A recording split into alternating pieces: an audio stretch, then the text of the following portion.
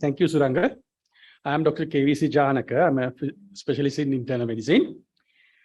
So my task is to try and revise what the previous speakers tried to do, because they were trying to teach subjects which are very vast in few minutes. So I'll try and revise with some case scenarios.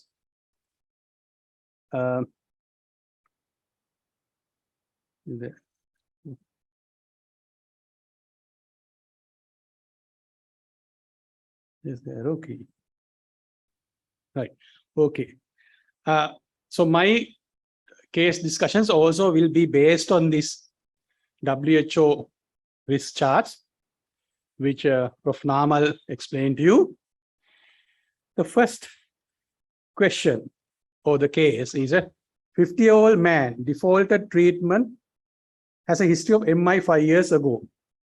His blood pressure 130/80, and he's not on any treatment. So will you start him on statin? His LDL 100. So we know that this patient has a cardiovascular disease, so has to be on statin. Yes, we have to start him on high dose statin. Then he comes in 3 months. Total cholesterol is 130. LDL is 55. What will you do now? Will you stop the statin? Cholesterol is very low. No, you continue high dose statin. So LDL cholesterol is not, low cholesterol is not an indication to reduce the dose or to stop the statin, especially in the patient who has had a cardiovascular disease. Actually, the targets, these charts, I think others also have explained, the cholesterol targets are lower when the cardiovascular risk goes up. When the cardiovascular risk is very high, the target comes from 116 to 55. So you don't stop. Right. This is the next scenario. Husband and wife. Husband, 65 years, a smoker. Blood pressure 160/90. Total cholesterol 250. LDL 160. Will you give him statins? When you look at this thing, you probably think that he would need statin even without, because he's a smoker, 61 years, having pressure. So 3 risk factors already. He would probably need. Yeah.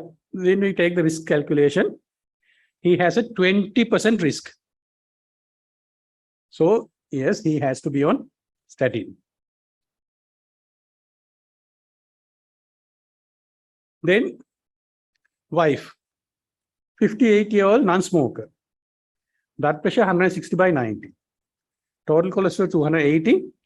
And LDL is 180. So it is higher than the husband's cholesterol value. Are you going to start her on statin?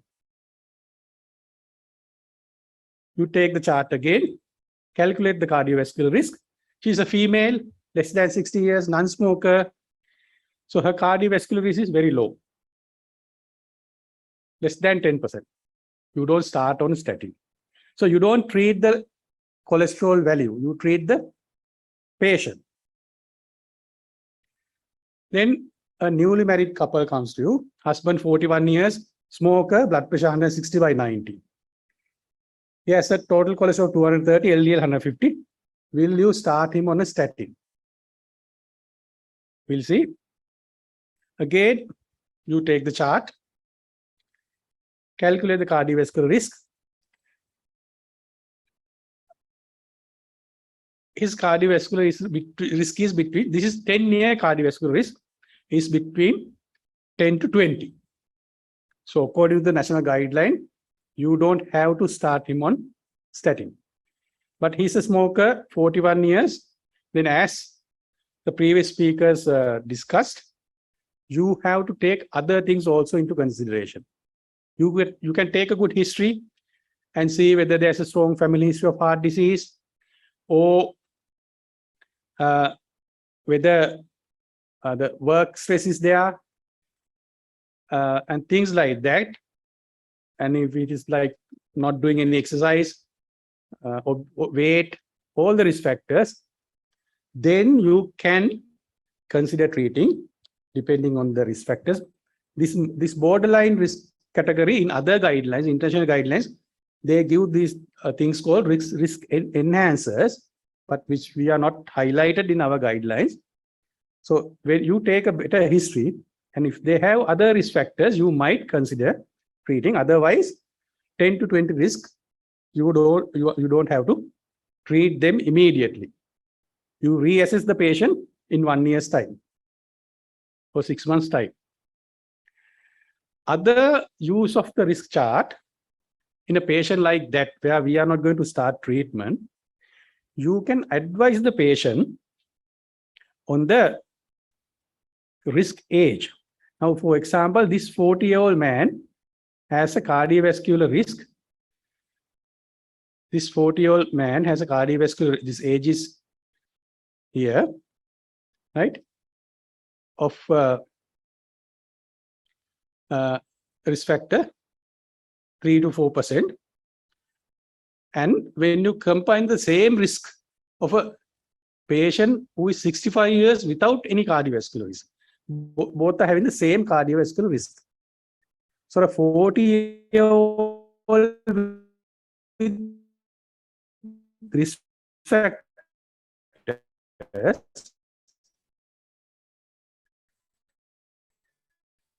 has a metabolic age of a 65-year-old without risk factors. And you can use the chart not only to treat, but to educate the patients regarding reducing their metabolic age. Then another case, a 35-year-old non-smoker wife, blood pressure 130/80, total cholesterol is 260, LDL 195. Will you give her statin? Now, most of the guidelines, they don't talk about people less than 40 years, but in Sri Lankan guideline, we have, the guideline recommends to screen people above 35 years for cardiovascular risk. Now, when the LDL cholesterol is 195, that is an indication for treatment. Actually, you don't have to do cardiovascular risk calculation when the LDL is more than 190. So LDL is high. So what about the pregnancy? So when you think of treating a female in reproductive age, you always have to think of pregnancy plans, especially statins. You don't start statin if somebody is planning a pregnancy in the future. And you don't give statin during the pregnancy or during breastfeeding. So you have to wait till that time period is over. It won't do any harm, because whatever the thing that we treat with statin, we treat for future benefits, not immediate benefit. We treat with statin to prevent a cardiovascular event happening 10-15 years later. So delaying the statin for 1 or 2 years will not do any major harm in a younger person without any other risk factor. But if who is awaiting pregnancy, because pregnancy, if you do statin in pregnancy, that is very dangerous. So no statin. Then a 65-year-old female, blood pressure 150/90, no diabetes, no ischemic heart disease, total cholesterol 250, LDL 130, triglyceride 400. Now, in this situation, as Prof. Chamila explained to you, you don't treat the triglyceride. Triglyceride is high, but your primary target is always the LDL. So you calculate the cardiovascular risk, and if the risk is high, you treat the patient with statin, not with fibrates.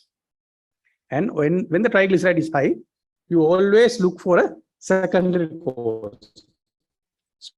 especially hypothyroidism.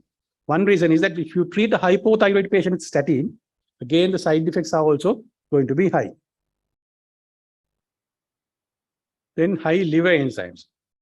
A 50-year-old man with past stroke on rosuvastatin 10 milligram on a routine clinical visit, that is asymptomatic patient. Blood pressure 130/80. And when you do, you get a ALT of 150, AST of 135. So what are you going to do? So as Prof. Shamila mentioned, you don't routinely do ALT, AST on asymptomatic patient, but if you get the report, now this can be, you have to always, when the ALT and AST of this amount, you can't just neglect saying that this is fatty liver. You might be having something else. So you do some basic investigations and then you decide on that. Right. Another case. A 50-year-old man comes with history of vertigo. His blood pressure 150/90. He's a non-smoker. Total cholesterol is 220. What is your approach regarding hypertension? Now, this is a very common scenario. We get people coming with vertigo and who are being treated as hypertension. Just because somebody is having high blood pressure at presentation, you have to recheck the blood pressure. You treat the vertigo and you confirm whether the patient has hypertension. Then you assess the cardiovascular risk and the target organ damage. And if there are evidence of target organ damage or high risk, then you treat. Otherwise, this type of hypertension, you can wait, do some lifestyle modification and reassess. Then a 35-year-old lady present with non-specific symptoms. She has repeated blood pressure monitoring over several days, confirmed that she has high blood pressure from 140 to 160. Total cholesterol is also high. She's a non-smoker. Now, this is a 35-year-old lady who is confirmed to have high blood pressure. We need to treat her. But she's a young hypertensive. So you just don't start treatment. You refer this patient to a specialist, tertiary care center, and you investigate her for a secondary course, and then you decide on the treatment. So when you decide, now she has to be on treatment, the pressure is high persistently. Will you start her on an ACE inhibitor? Usually we start our patients on an ACE inhibitor as the first line. Now here, first the ACE inhibitors might affect some of our investigations, like most of the investigations for young hypertension. The other problem, she's 34 years of female. Now, again, like statin, females in reproductive age group, you should not start them on ACE inhibitors or AR2 blockers unless they have confirmed they have completed their families and they are not going to be pregnant again. So this is a lesson. You should know that you don't start females on ACE inhibitors or AR2 blockers without advising them that it is a contraindication to be pregnant while on these drugs because they are teratogenic. Okay. A patient with ischemic heart disease and diabetes presents with blood pressure of 150/90 on repeated measurements. Heart rate is 60. He is already on losartan 50 milligram twice a day, bisoprolol 5 milligram once a day. What antihypertensive would you consider? But she is on AR2 blocker and a beta blocker, and pressure is high. Can we start the patient on enalapril? No, because already on AR2 blocker, you usually not recommend to give a ACE inhibitor in combination with the AR2 blocker. What about verapamil? Yes, verapamil is a good drug, but the heart rate is 60, so I don't think it's a good choice.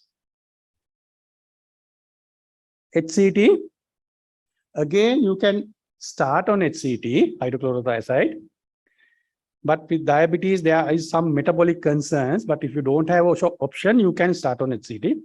But there's a metabolic derangement with HCT. The sugar and the triglyceride can go up. Amlodipine, yeah. A calcium channel blocker is a good choice.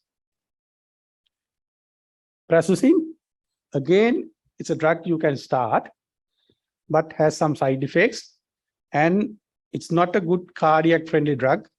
And there have been some evidence of increased cardiac mortality. So I think that from these drugs, the choice would be amlodipine. Right, another case. A 45-year-old patient with hypertension present with persistently high blood pressure, 160/100. While on treatment with losartan, 50 milligram twice a day, nifedipine SR 20 milligram twice a day, HCT 12.5 milligram, MANE. ACG shows LVH, serum creatinine is normal, sodium is normal, potassium is normal. So what is your next choice? Now this is a patient on 3 drugs, including a diuretic. So this you have to consider as a resistant hypertension.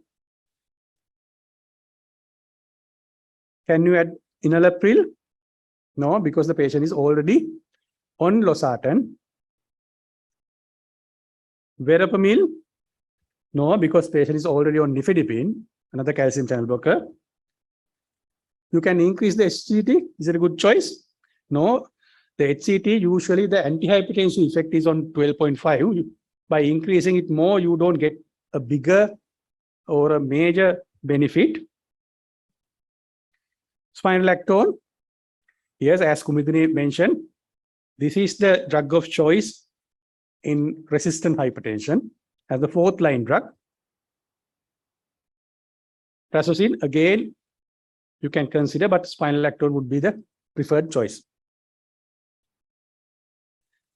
Right.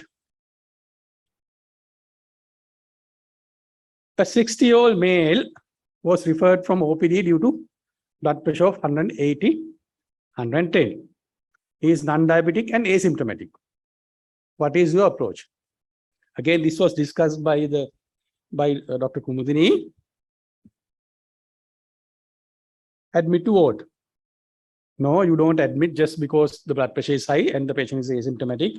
You see whether there is any target organ damage, acute target organ damage, like ECG changes or anything, then only you would admit. Otherwise, you don't admit these patients to hospital. Start IV drugs? No, not at all. You recheck the blood pressure. You look for target organ damage.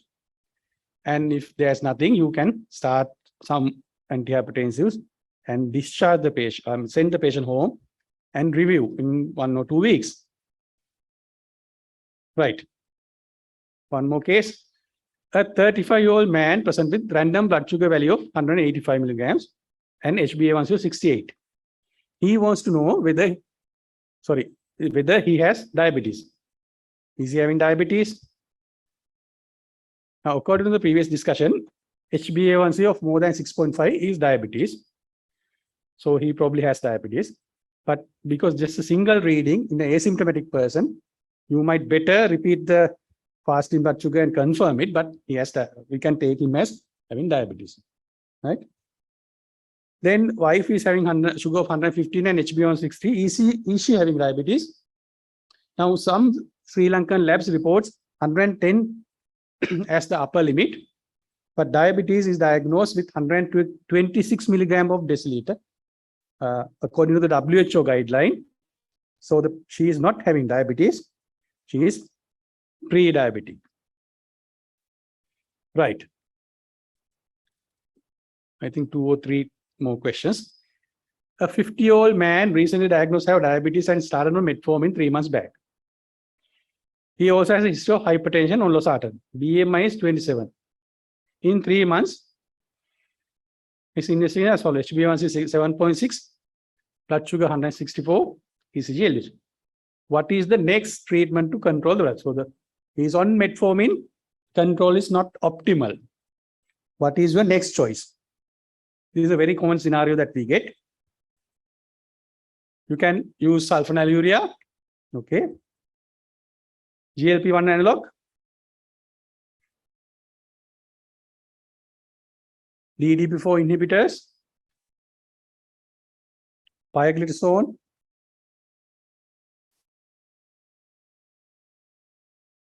Insulin. So is HbA1c 7.6, BMI is 27.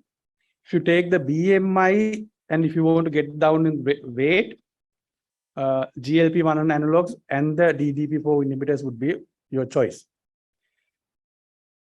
And when you take the cost, I think even sulfonylurea would be a choice in our setting, or even pioglitazone, you can think of it.